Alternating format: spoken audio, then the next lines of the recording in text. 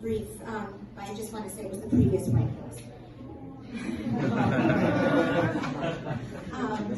I have just come back from India. I was there for a month, and I'm a little bit dazed. I came back on a long journey, pretty much walked into yesterday's protest. I was in New York City in the huge, I don't know, it felt like 5,000 people or more.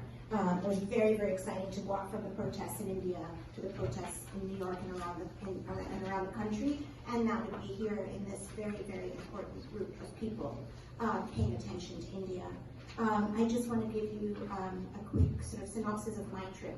As was mentioned, I work in Afghanistan, and whenever I go to Afghanistan, my family is very nervous for my safety.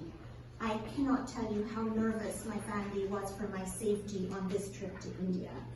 I traveled with activists, including Sandeep Pandey, and I did this to be in solidarity, and I got a taste of what it is like to be an activist on the front line in India today. You do not know in the morning whether that evening you will be in jail.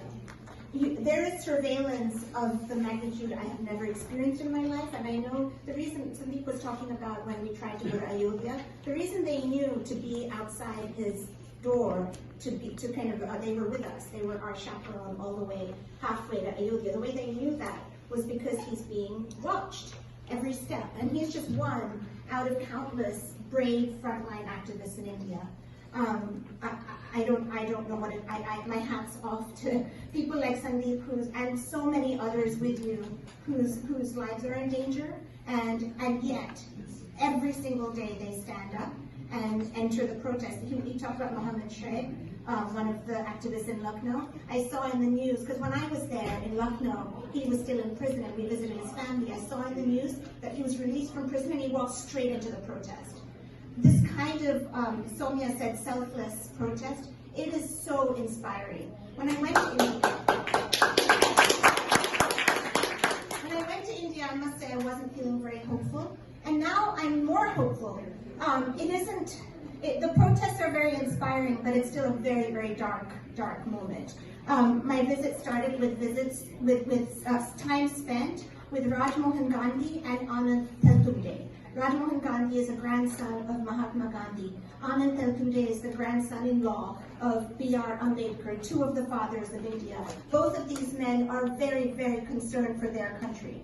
Raj Mohan Gandhi at age 84 is taking part in the advocacy to defend India, Indian constitution and Indian democracy. And Anand Teltumbde is any day maybe being put back in prison for strange, trumped up charges of, I don't fully understand it, but apparently he tried to kill Narendra Modi. It's nonsense. And he actually, it's one of the chilling moments of my trip, he says, he doesn't know what's going to happen, but he predicts a genocide in India.